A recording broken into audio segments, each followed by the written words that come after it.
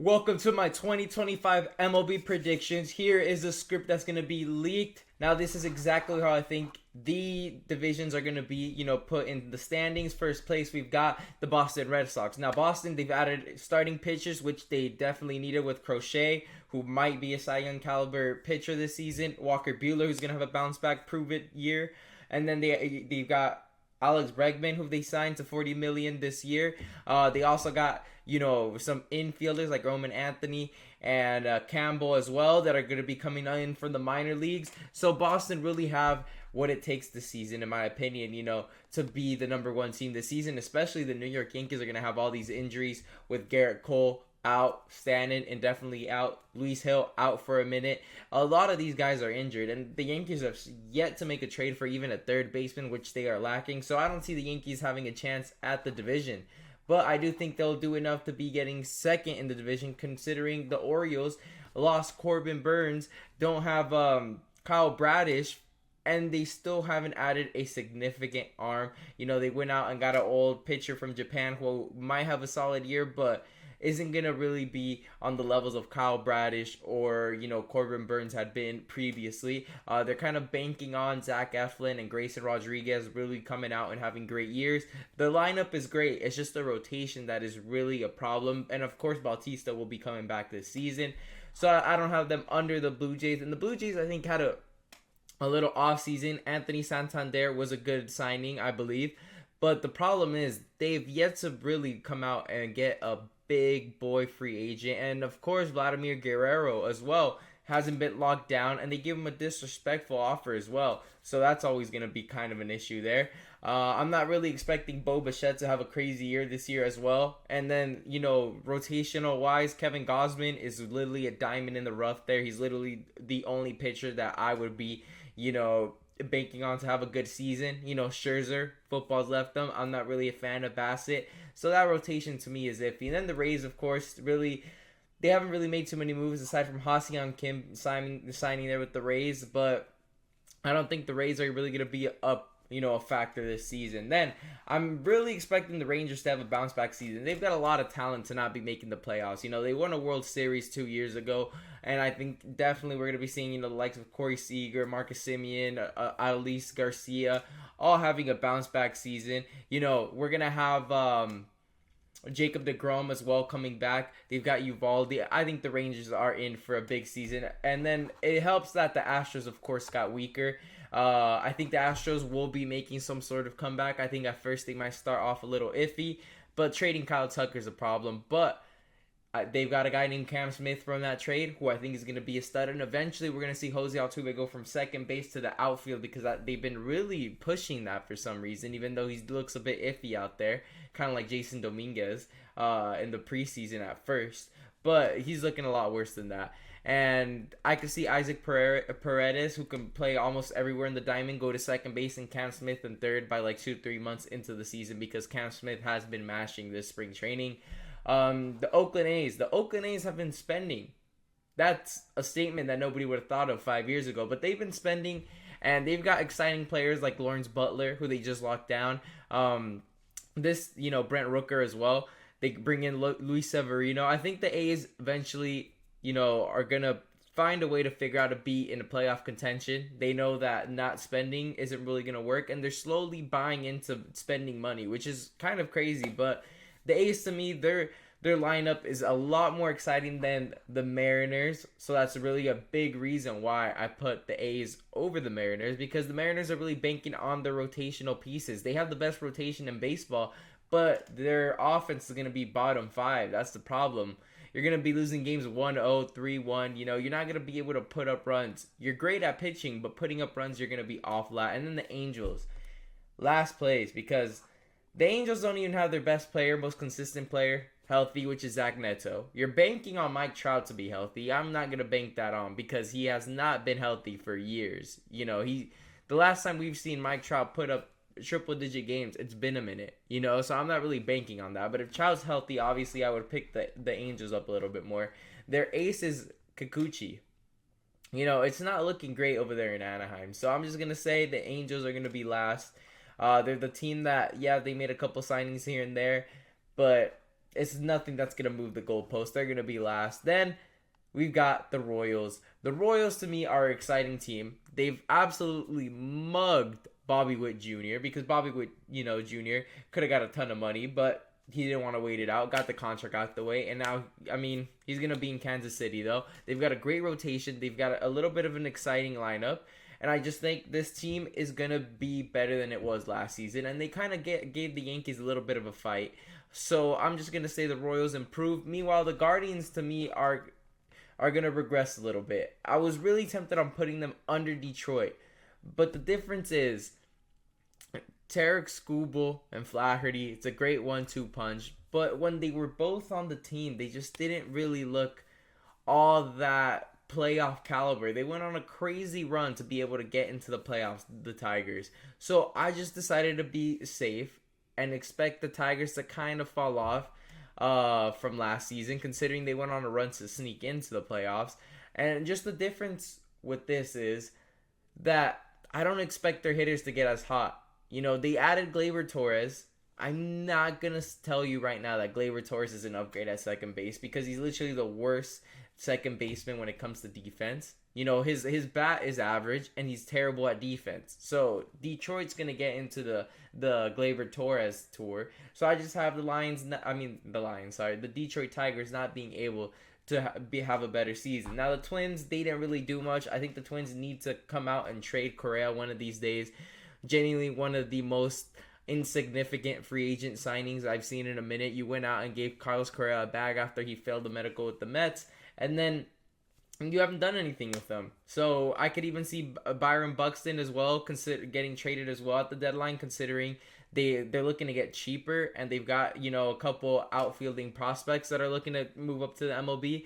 And getting rid of Byron Buxton is going to open up space for one of those youngsters to come in. And then the White Sox are the White Sox. I don't think I need to say anything. That's literally purgatory in the MLB. Talking about purgatory, the Rockies are right next to them. So I don't even have to discuss anything there. Dodgers being the top one in the NL West.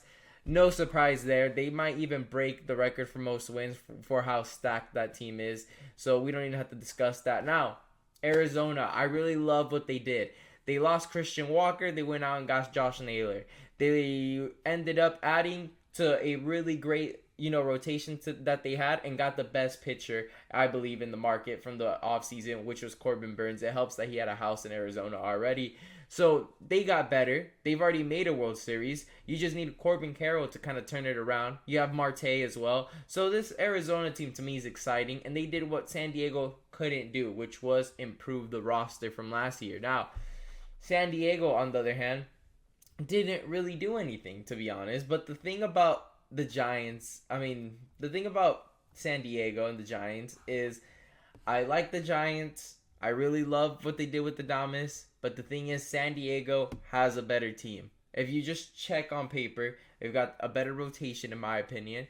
And not only that, they've got a better lineup. So there was no way I could put in the Giants. But I really like what the Giants got going on. And I feel like in a year or two, if they could bring in a big piece, how they barely missed out on Aaron Judge, they could be in playoff contention in the NL. Of course, we're going to avoid the other purgatory in baseball in the Rockies.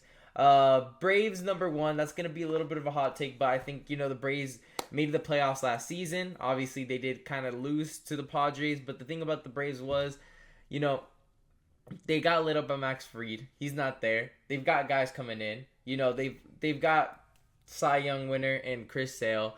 The Braves pitching staff is great, but when you look at the lineup, it's only going to get better considering Acuna is coming back. They went out and got Profar. They ironically signed Verdugo, which sent him straight down today to AAA. So the thing about Verdugo is he's honestly, I watch them almost every game, and Verdugo's not a great player. Obviously not a World Series winning player, but he's better than most of the MLB league. So I don't know why he didn't receive a single contract, and I don't know why he's in AAA already. But I feel like Verdugo's going to turn it around in Atlanta. But Atlanta's got a great team, great lineup, great rotation with Acuna coming back, who I believe when healthy is a top 5 player. This team's going to turn it around and end up, being, winning the division once again. Then the Phillies second. The Phillies obviously have a great, pitching staff. Of course, the lineup has a bunch of firepower. So enough said with the Phillies, considering that there's no way that they missed the playoffs. They got Bryce Harper, they got Schwarber, Trey Turner. This team is always going to be competitive. Obviously, there's a couple things that need to occur for them to move the needle. Maybe a bat, maybe an arm. But the Phillies always have that shot for the World Series. And it's honestly going to be a tight one between them and the Braves. Now, everybody's expecting for the Mets to be in a position where the Braves and Phillies are. But to me, Juan Soto, I'm going to say it, is not a top 2 player in this division. Yeah, he's not a top 2 player. I actually would rather have Acuna, and I would rather have Bryce Harper over Juan Soto here. So when we go star for star, we're going to be choosing the Braves and the Phillies. If we go lineup for lineup, I would still take the Braves and the Phillies lineup over the Mets. Did the Mets improve significantly? I do agree that the Mets did improve significantly. But when you compare Juan Soto to Bryce Harper and Acuna, you rank those 3, you go, Acuna, Bryce Harper, then Soto. So that's exactly how I had the division. That's not what's putting the division in that order. But if you check the rotations, we've got opening day starter Clay Holmes. Manea's already injured. You got Griffin Canning, who's going to be one of your starting pitchers. He was getting lit up in Anaheim. The starting rotation there for the Mets isn't really moving anything for me. It's probably one of the bottom 10 in rotational wise, but the lineup is all right. I won't lie. You got Lindor, Soto, Pete Alonso, Vientos, Nimmo. It's a good lineup. I just prefer the Phillies one, prefer the Braves one, and then if you put in rotations, I'd probably go Phillies, then Braves, and then Mets. But it's just the Mets are really going to need some arms when it comes to starters. And if they don't make some moves for some starters, then they're obviously going to be wasting that lineup, because that lineup is insanely good for it to have Clay Holmes, number 1 starter, who was getting, blowing leads for the New York Yankees. He's not going to pan out the way you think. I already know how Clay Holmes is going to go. Clay Holmes is going to start off great for a couple months. Yankee fans are going to be like, oh man, we missed out on Clay Holmes. And then once we hit, June, July, August, September, he's going to be awful. And they might even demote him back to the bullpen. That's how bad it's going to get. But, enough said. If he wasn't coming from the Yankees, people would be making fun of Holmes. But since he comes from the Yankees and the Yankees fans hated him, they really want him to succeed. Washington, they've got some guys like Abrams, but they got to figure out some guys like Josiah Gray. He's got talent. You just got to kind of figure out what's going on there. But, the Nationals in 2-3 years, if they could add more pieces, develop more guys, they could obviously end up getting into a position to compete with the Mets, Phillies, and Braves. But at the moment, these other 3 teams have a lot of more firepower than you. Then the Marlins, yeah, that's another purgatory. We got 3P on the bottom with purgatories, but it ends with the Cardinals. Now the Cardinals are going to be awful next year. They got Nolan Arenado, who they are going to have to move eventually this season. I feel like somebody's going to fold in order to get Arenado, because a lot of teams could use a third baseman. It would be an upgrade for the Dodgers, obviously for the Yankees. A lot of these contending teams would love to have Nolan Arenado, even though he's coming off the worst season of his career. But Arenado will get moved, and the Cardinals to me aren't really a factor this season. The Reds, I'm not really moved as well. The Reds didn't really make any moves this season that makes me go, oh wow, like you went out and got Singer, for India. Like that doesn't really change anything for the Reds to me, in my opinion. Now the Pirates, on the other hand, amazing elite rotation, man. You got Watson coming up the ranks. Obviously, you got the best pitcher in baseball, arguably, in Skeens. That pitching staff is amazing. It's just the lineup ain't that great. But the thing is, they've got some young guys that could figure it out. You got Reynolds, you got Hayes, you got, O'Neal Cruz. I think eventually you should be able to go out there, get a cheap bat somehow, some way, get a little upgrade going for the Pirates. But it's honestly atrocious that the Pirates aren't really paying anyone or going out to get any top-notch hitters, because if they went out and got 2-3 good hitters, this Pirates team would be winning the division. And the fact that ownership doesn't see that is kind of blasphemy. So they're just wasting years of control of Skeens, because we all know the Pirates will not be paying Skeens anything close to what he's worth, because he's going to break the market. He's literally the best pitcher in baseball aside from Skubal, man. But anyways, Cubs. I'm not moved by the Cubs either. Imanaga, Justin Steele, you kind of need them to have a great season. Will both of them have a great season? I'm not gonna really bank on that. I could see one of them having an elite season, the other one not really. Um, you know, Jameson Tyon, come on, scrub. Anyways, the lineup as well is literally just Kyle Tucker's the only bat that I'm like, that's a guy to fear. And then everyone else is average or below mid. I'm sorry. If you're going to say Suzuki, I'm not going to tell you I fear him if I was going up against him if I was a pitcher. It's literally Kyle Tucker. You might even lose him. So you could see Kyle Tucker possibly get dealt in the deadline if the Cubs aren't, able to contend for the division, because I think the Brewers, as much as they, oh yeah, we lost Devin Williams, oh, you got Woodruff and a couple other, rotational pieces injured, it doesn't matter. They somehow always end up winning. They've got not a winning culture, but a consistent culture, because they're not doing anything crazy in the playoffs. If they win a playoff series, it's like, oh yeah, we had a great season, guys. But they have a consistency thing, and, the Brewers are always going to be 500. They could win, I think 85 games is the magic number for the division. I think the Cubs are going to be lucky to get 82. So the Brewers are going to get in there. Obviously the worst of them when it comes to divisional ranks. But let's get into who's making the playoffs. Now, I'm going to move these teams around with you. And we're going to put, the Cubs are not going to be making the playoffs here. And we are going to be putting in the Padres. And so this is the playoffs in the NL. So Cubs are just going to throw them back here. So these are the 6 teams that would make it. And then over here, I'm going to be moving the Orioles in, and I'm going to be taking the Astros out. So this is how I believe the playoffs are going to go about. We're going to have, Boston, Rangers, and Kansas City division winners. Yankees, Orioles, Guardians are going to be the teams that are going to be the wild card teams.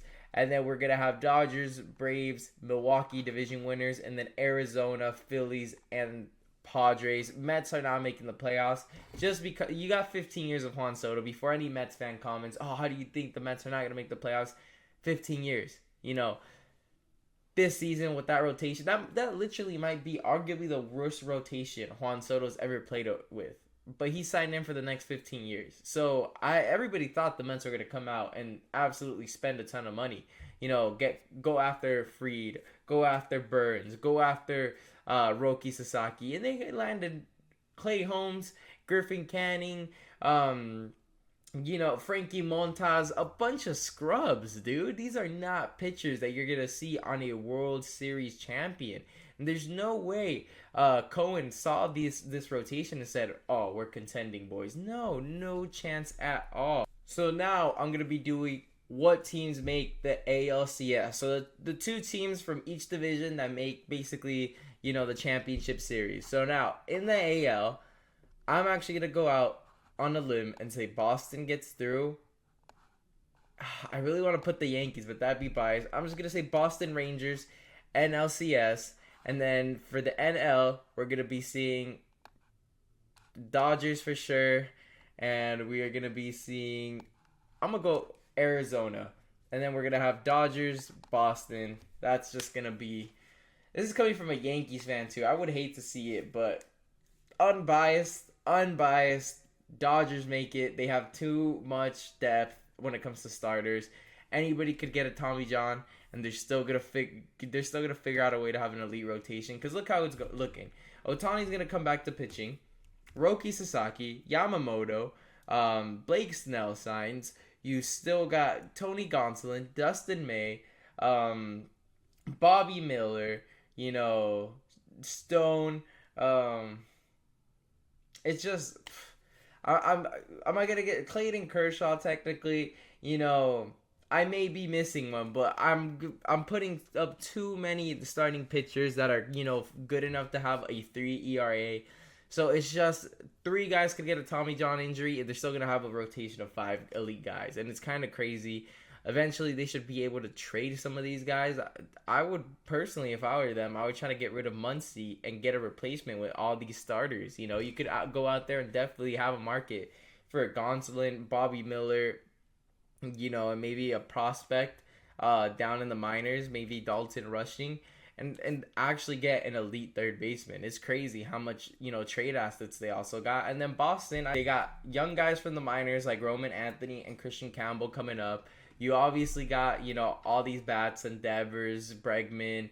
It's just a stacked team. All they really need to have going is that starting pitching. And that starting pitching figures it out. Boston's going to end up, being an elite team this year. And honestly, the AL, after the Yankees had all those injuries, is going to be up for the grabs. To be honest, if the Yankees were fully healthy, I would have definitely had them in the World Series again. But losing your ace in Garrett Cole for the year, losing Stanton for as much time you're going to be losing him, losing Luis Hill for that amount of time, no third baseman, it's just a recipe for disaster. And to me, the Yankees aren't going to be a factor. They'll make the playoffs, maybe win a series, and then get eliminated. That's all I can see them doing, because they're missing. You not only did you miss all these guys because of injury, you lost the player that literally put you in the World Series in Juan Soto. So there's no way I could ever pick them, as biased as I am, to make the World Series again. But anyways, make sure to leave a like and subscribe. Leave a comment down below if you think I did anything wrong with my predictions, if you disagree with anything. I definitely went on bias as a Yankees fan, putting Dodgers Boston. It pains me, and I think the World Series champ can't really bet against the Dodgers for repeating. They won, and they ended up upgrading the roster, so you got to kind of hand it to them somehow, some way. But anyways, I'm going to be making a video soon about, MLB awards predictions, where I'm going to be predicting MVP, Cy Young's Rookie of the Year, and so on. But anyways, thank you guys for watching.